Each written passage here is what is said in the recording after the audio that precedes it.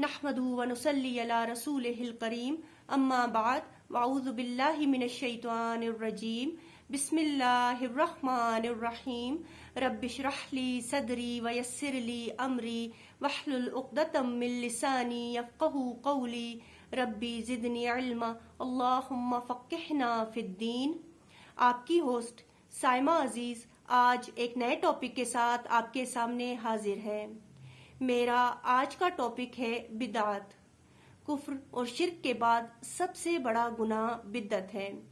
دین کے نام پر شامل کیے گئے غیر اسلامی رسم و رواج میں سے 90% کا تعلق صرف جنازے کے مسائل سے ہے، جن کا سلسلہ بیماری سے شروع ہو کر مرنے تک اور بعد ازاں زیارت قبور اور پھر برسیوں تک جا پہنچا ہے۔ ان رسومات اور بدعات کی ہر علاقے، قبیلے اور برادری کے مزاج اور ماحول کے حوالے سے ایک لمبی فہرست ہے۔ آج جن بدعات کا میں آپ لوگوں کے ساتھ ذکر کروں گی وہ ہے بیماری میں بدعت اور غیر اسلامی رسومات۔ بیماری کی حالت میں خاک شفا، منکے، تعویذ، دھاگے وغیرہ حاصل کرنے کے لیے زندہ پیروں کے پاس جانا۔ یہ لوگ جن کی اکثریت علم دین سے ناواقف ہوتی ہے، ان سادہ لوح عوام کو فوت شدہ بزرگوں کے نام کی نظر، نیاز اور چڑھاوے وغیرہ دینے پر مجبور کرتے ہیں۔ بیشتر خانقاہوں، مقبروں، مزاروں وغیرہ پر یہ لوگ مجاور بنے بیٹھے نظر آتے ہیں۔ یہاں مریضوں کو لا کر حاضری دلائی جاتی ہے، جسے زیارتیں کرانے کا نام دیا جاتا ہے۔ بعض دفعہ مرگی اور پاگل پن کے مریضوں کو یہاں لوہے کی زنجیروں سے باندھا جاتا ہے اور پھر ان کے اوپر بے جا تشدد کیا جاتا ہے۔ اسی طرح مریضوں کو بغرض علاج ناقابل برداشت دھونی دینا اور کوٹھریوں میں بند رکھنا، چلے کاٹنا، پیروں کے نام پر چھوڑے ہوئے بچوں سے مریضوں کو پٹوانا عام ہے۔ علاوہ ازیں ان زیارتوں پر ہر قسم کے مریضوں کو، خواہ ان میں بستر سے اٹھنے کی بھی طاقت نہ ہو، سلام کروانے لانا تاکہ فوت شدہ بزرگوں کی دعا سے صحت یاب ہو جائیں۔ یعنی یہ ساری بدعات عام ہیں اور ان کو کرتے ہوئے کوئی مسلمان نہ شرمندگی محسوس کرتا ہے، نہ اس کو گناہ سمجھتا ہے۔ اپنی طرف سے دین میں شامل کیے جانے والے وہ رسم و رواج جو گناہ ہیں، زیادتی ہے اور ظلم ہے، خود پر بھی، دوسروں پر بھی اور معاشرے پر بھی۔ جس عورت کے بچے فوت ہو جاتے ہیں انہیں بھی وہاں لایا جاتا ہے اور ان سے عجیب و غریب منتیں منوائی جاتی ہیں اور نظریں وہ پھر مانتی رہتی ہے۔ اسی طرح بانجھ عورتیں جن کے بچے نہیں ہوتے، انہیں کہا جاتا ہے کہ ایسے مزاروں کے پاس درختوں کے نیچے جھولیاں پھیلا کر کھڑی ہو جائیں اور جھولی میں پتا گرنے لگا تو اولاد ہوگی، اور اس مقصد سے کتنے ہی گھنٹے وہ کھڑی رہتی ہیں۔ کیا یہ ظلم نہیں؟ مزاروں اور قبروں کی مٹی لا کر اسے متبرک اور باعث شفا سمجھ کر پاس رکھنا، مزاروں پر پڑے مخصوص پتھروں کو اٹھا کر جسم پر درد کے مقامات پر رگڑنا، مزاروں پر جلنے والے چراغوں اور ان کا تیل لگا کر جسم پر راحت محسوس کرنا کہ یہ تکلیف کو دور کریں گے۔ یہ اور اس قسم کی دوسری بے شمار اسلامی حرکات ہمارے ملک کے تقریباً ہر علاقے میں بڑی عقیدت اور احترام سے شفا کی خاطر اپنائی جاتی ہیں، حالانکہ یہ جہالت ہے اور اس کے ساتھ ساتھ گناہ بھی ہے جس کا سخت سے سخت عذاب ہے۔ اسی طرح میت کی بدعت، بیماری کی موت واقع ہو جانے پر لواحقین کا میت کے گرد بیٹھ کر بلند آواز سے نوحہ کرنا، جب تک میت گھر میں ہو 14 بار سورہ بقرہ پڑھنا۔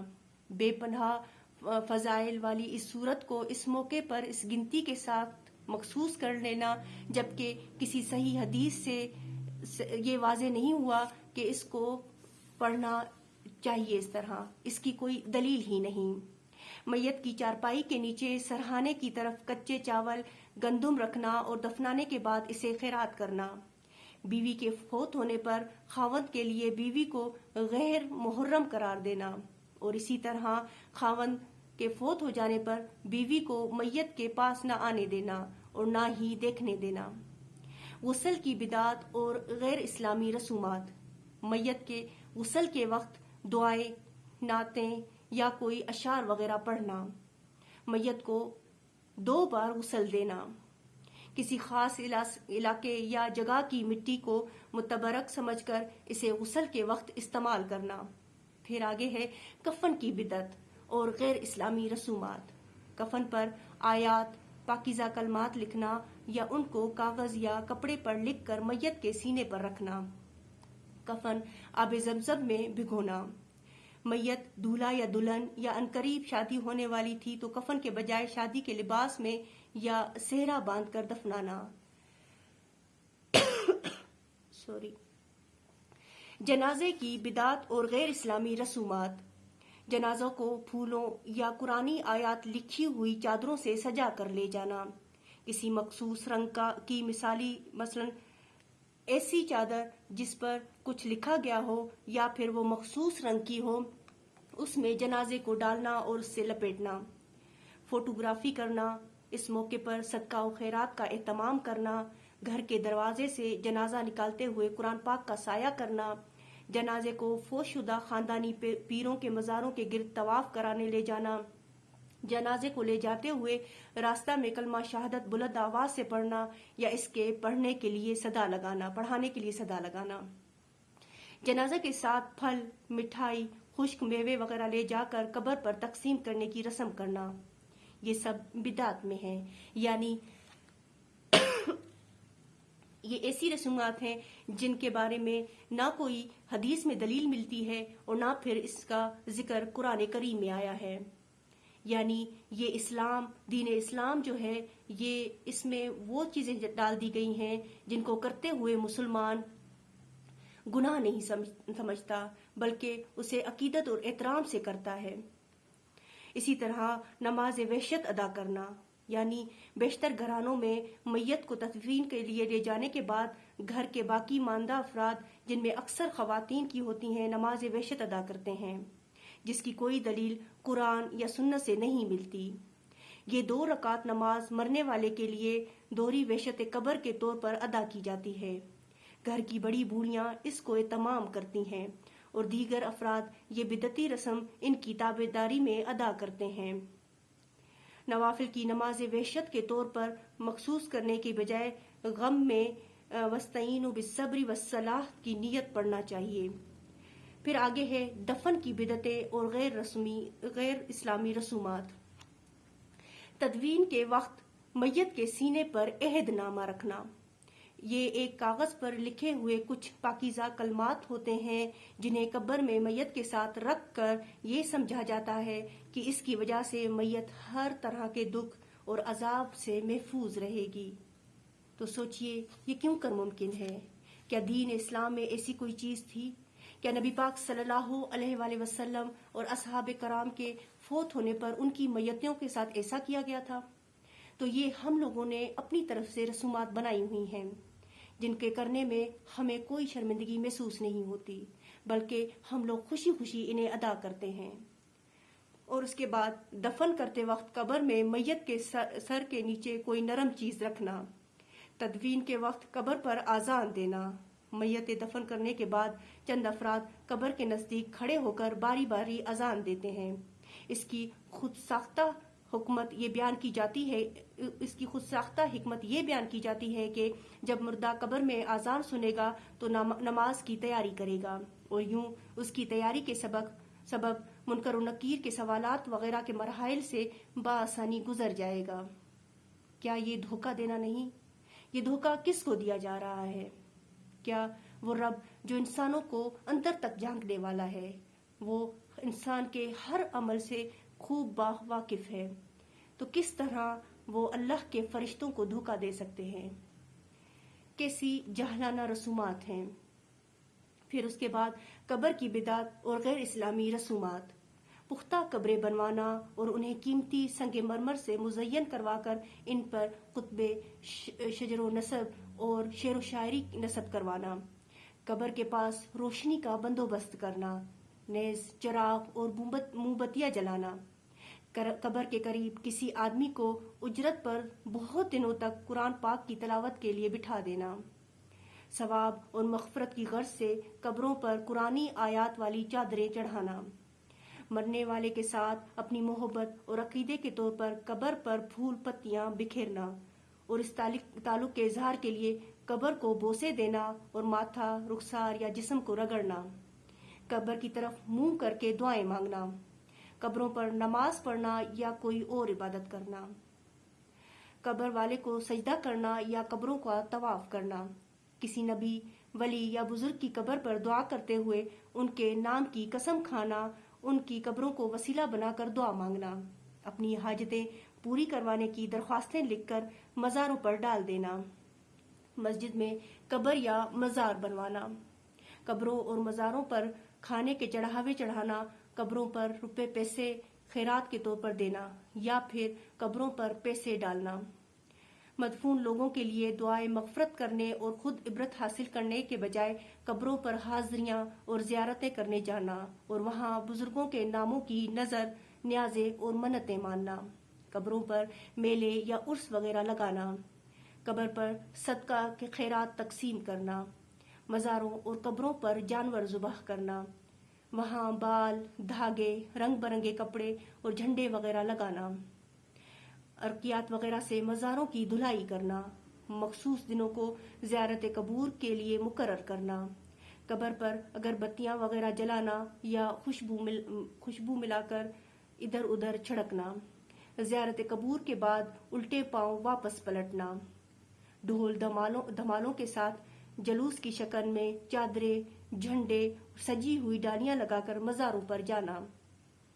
اب روح سے متعلق بدعات اور غیر اسلامی رسومات۔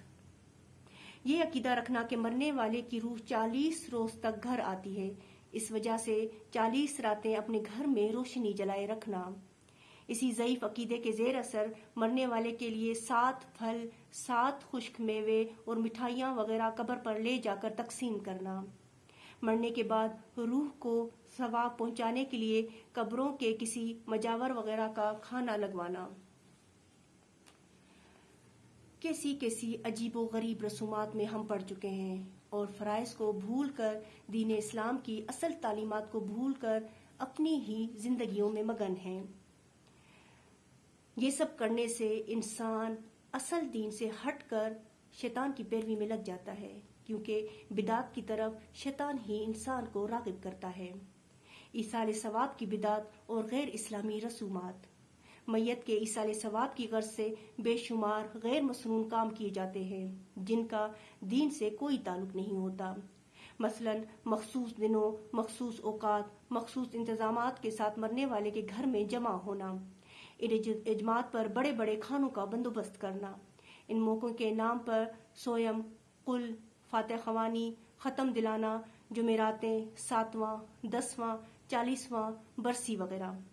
اس کے علاوہ وفات کے بعد آنے والی پہلی عیدیں اور شعبان، رمضان بھی ان سلسلوں میں شامل ہیں۔ ان تمام ایام میں بدعت کے کھلم کھلا مظاہرے شروع ہو جاتے ہیں۔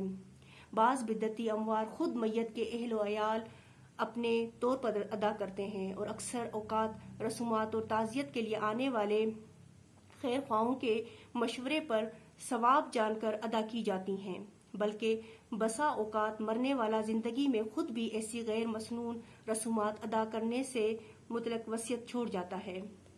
میرے مرنے کے بعد بعض اوقات لوگ یہ کہہ کر وصیت لکھ دیتے ہیں کہ یہ سب آخرت میں میرے کام آئیں گی یا پھر قبر میں میرے لیے باعث ثواب ہوں گی، حالانکہ اس سے اس کا قبر عذاب بڑھ سکتا ہے، کم نہیں ہو سکتا، کیونکہ نبی پاک صلی اللہ علیہ وآلہ وسلم نے بدعت سے منع فرمایا ہے۔ یعنی وہ یہ لکھ کر چھوڑ جاتے ہیں اپنی وصیت میں کہ میرے مرنے کے بعد مال وراثت میں سے ان مخصوص دنوں اور تہواروں وغیرہ پر ختم دلاتے رہنا یا میری طرف سے فلاں مزار پر چادر چڑھایا کرنا وغیرہ۔ یعنی یہ ساری دین سے الگ باتیں ہیں۔ ہمارے دین نے ہمیں ان چیز کی تعلیمات نہیں دیں، ہمارے نبی پاک صلی اللہ علیہ وسلم نے ان چیز کی تعلیمات ہمیں نہیں دیں۔ اللہ کے رسول صلی اللہ علیہ وآلہ وسلم نے فرمایا، واضح احکامات کے علاوہ ہر کام کے لیے اپنے دل سے بھی فتویٰ لیا کرو۔ جس بات پر دل مطمئن ہو وہ جائز ہے، اور جس پر دل نہ ٹھکے، قلب میں خلش ہو تو اس سے بچو، خواہ لوگ تمہیں جواز ہی کا فتنہ دے دیں۔ یعنی یہ ساری چیزیں بدعت میں شمار ہیں۔ اہم ترین جو رسم ہے وہ ہے 40واں۔ میت کے ایصال ثواب کے طور پر ادا کیے جانے والی رسومات میں سب سے بڑی اور اہم رسم 40واں یا چہلم ہے۔ یہ دن وفات سے 40 روز بعد باقاعدہ منایا جاتا ہے، اور اس میں لوگوں کو باقاعدہ مدعو کیا جاتا ہے۔ اخبارات، اشتہارات کے ذریعے لوگوں کو اس کی دعوت دی جاتی ہے، جو کہ میرے خیال میں ہمیں دین سے بہت دور لے کر جا رہا ہے۔ یہ سب ہمارے نبی پاک صلی اللہ علیہ وآلہ وسلم نے نہیں کیا تھا۔ آئیے خود کو ان بدعات سے دور کریں، اپنے آپ کو خالص بنا دیں اللہ کے لیے، اپنا ہر عمل اللہ کی خاطر کریں اور بدعات سے خود کو بچائیں۔ دینے والی ذات اللہ کی ہے، تو اپنا ہاتھ بھی اس رب کے سامنے پھیلائیں، اور ان مزاروں، مقبروں اور پھر پیروں مرشدوں کے پاس جانے سے بہتر ہے کہ ہم اپنے فرائض پورے کریں اور اپنی نمازوں کی ادائیگی کریں، جو اللہ کے حقوق ہیں ان کو پورے کریں، اور جو ہمارے بندوں کے حقوق ہیں ہم پر ان کو پورا کریں، تاکہ ہمارے لیے زندگی گزارنا آسان ہو جائے۔ سب تعریف اس رب کریم کی جس نے ہم سب کے لیے دین کو مکمل کر دیا۔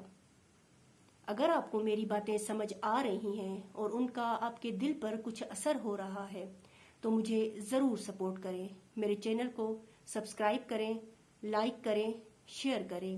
وآخر دعوانا والحمد للہ رب العالمین۔ السلام علیکم ورحمۃ اللہ وبرکاتہ۔